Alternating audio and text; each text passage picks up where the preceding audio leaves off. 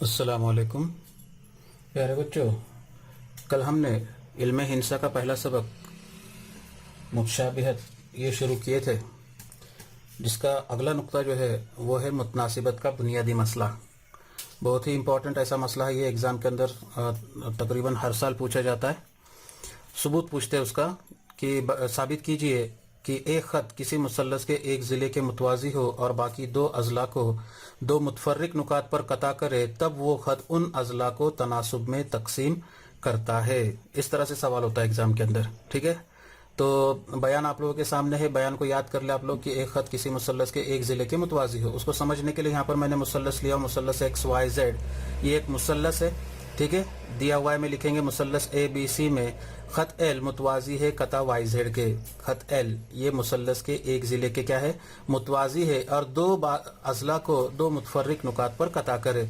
जैसे ये ख़त L जो है XY, इसको नुक्ता A पर, और XZ उसको नुक्ता B पर क्या कर रहा है, वो कता कर रहा है ख़त L। तब वो ख़त L उन दोनों ज़िलों को क्या करता है, तनासुब में तकसीम करता है। तनासुब में तकसीम करता है मतलब हमें साबित करना है कि XA बटे AY बराबर XB बटे BZ। ये हमें क्या करना है, साबित करना है।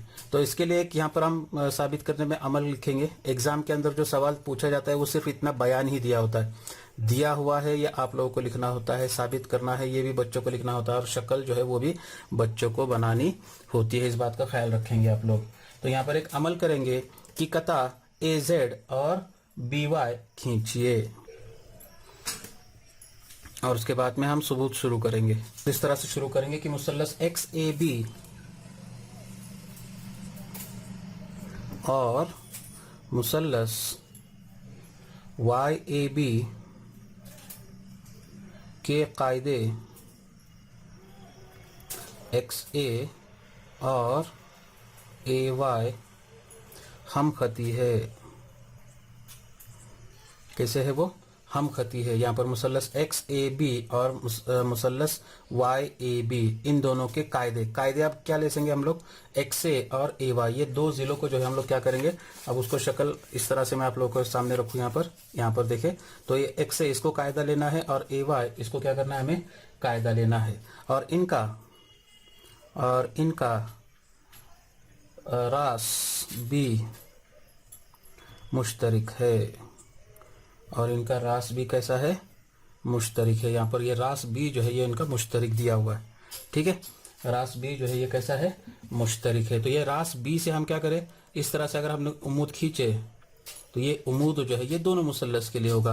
मुसल्लस XAB के लिए भी होगा, उसी तरह से मुसल्लस YAB के लिए भी होगा। ये मुनफरजतु ज़ाविया मुसल्लस है और XAB ये हद्दतु ज़ाविया मुसल्लस है, बराबर है। यानी ये दोनों मुसल्लस जो है ये कैसे मुसल्लस हो गए, मसावी इर्तिफा वाले मुसल्लस हो गए। ठीक है, और हमने इससे पहले वीडियो में हमने देखे कि अगर मसावी इर्तिफा वाले मुसल्लस होंगे तो उनके रकबों की निस्बत उनके नज़ीरी कायदों के निस्बत के मसावी होंगे, बराबर है। तो वो उस खुसूसियत का इस्तेमाल करेंगे हम लोग, और यहाँ पर इस तरह से लिखेंगे कि एरिया मुसल्लस XAB बटे एरिया मुसल्लस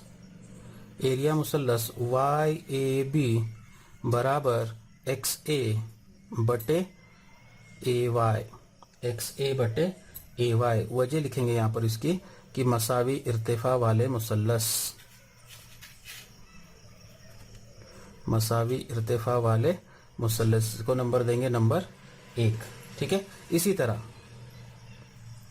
तरह अब दूसरी जोड़ी लेंगे हम लोग। दूसरी जोड़ी इस तरह से देखेंगे, यहाँ पर ये मुसल्लस XAB और मुसल्लस ZAB या ABZ ऐसा भी लेंगे मुसल्लस, या ऐसा लेंगे। ठीक है, ये दोनों मुसल्लस के अंदर फिर रास A मुश्तरिक है, और रास A से अगर हमने उम्मूद खींचे इस कायदा XB के ऊपर, है ना, तो वो इर्तिफा जो है ये दोनों मुसल्लस का होगा, XAB का भी होगा और ABZ का भी होगा। यानी ये दोनों मुसल्लस दोबारा क्या हो गए, मसावी इर्तिफा वाले मुसल्लस हुए। समझ में आ गया आप लोग के। तो इस तरह से लेंगे हम लोग। और इसी तरह एरिया मुसल्लस XAB बटे एरिया मुसल्लस ABZ बराबर ये मिलेगा XB बटे BZ। ठीक है, इसको वजह वही लिखेंगे हम लोग, मसावी इर्तिफा वाले मुसल्लस, मसावी इर्तिफा वाले मुसल्लस। ठीक है, इसको नंबर देंगे नंबर 2। कुछ दिक्कत यहाँ तक नहीं। अब मुसल्लस ए बी वाई, अब मुसल्लस ए बी वाई और मुसल्लस ए बी जेड दोनों का कायदा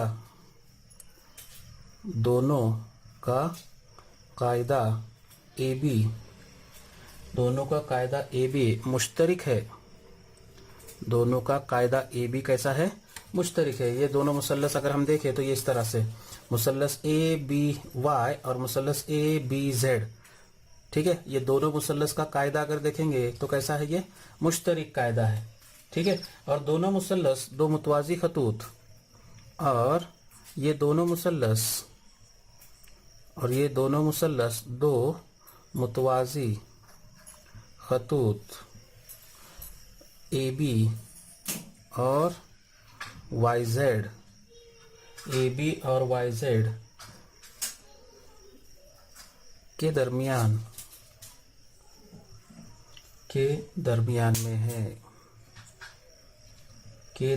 में है, इसलिए इनके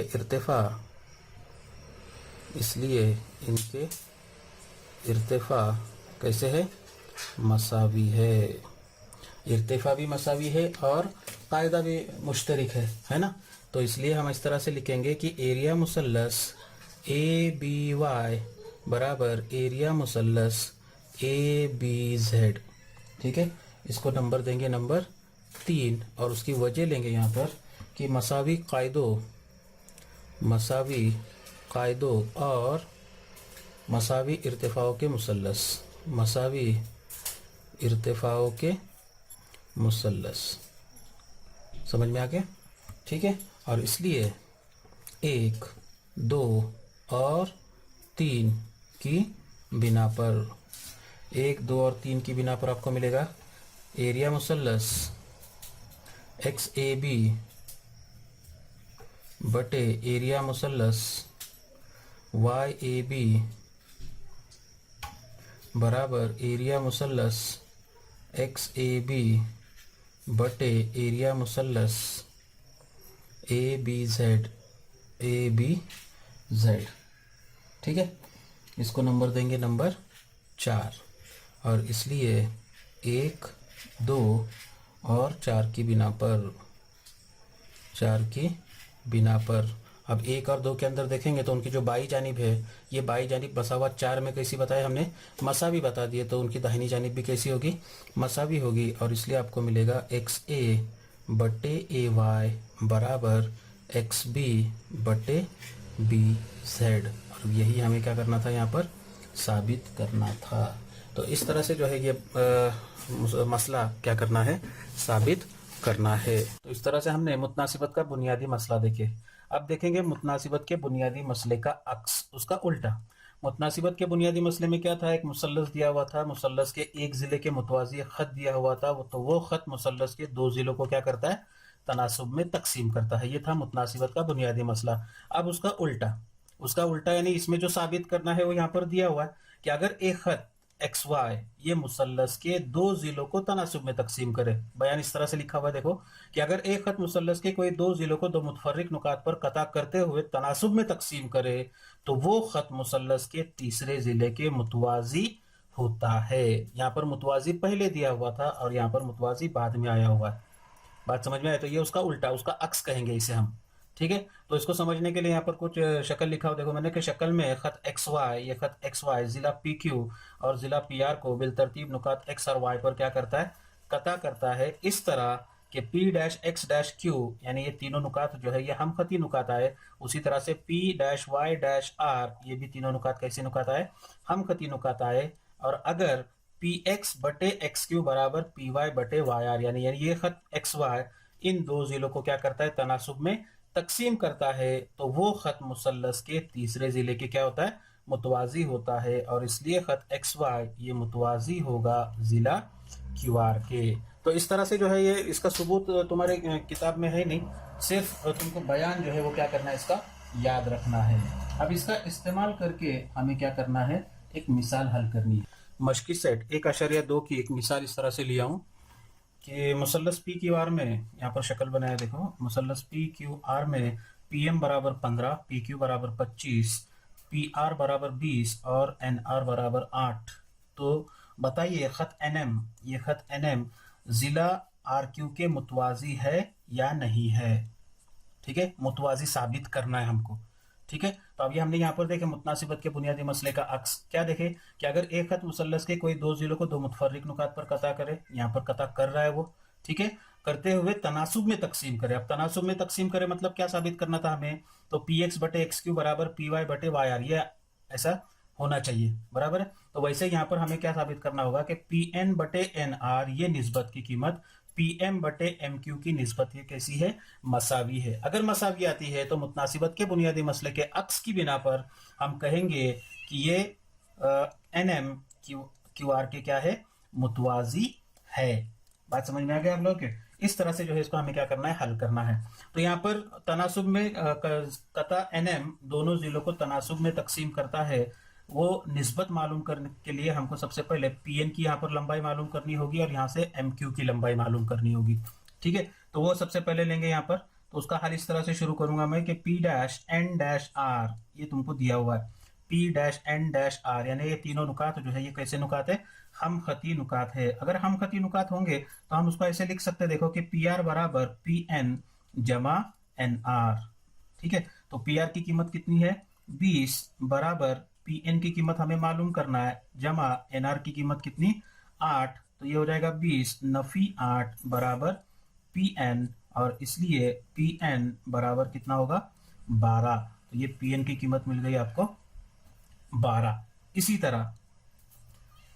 तरह P dash M dash Q, और उस पर से फिर मिलेगा तुमको पी क्यू बराबर पी एम जमा एम क्यू। ठीक है, पी क्यू की लंबाई कितनी है, तो 25 बराबर पी एम की कीमत 15 जमा एम क्यू।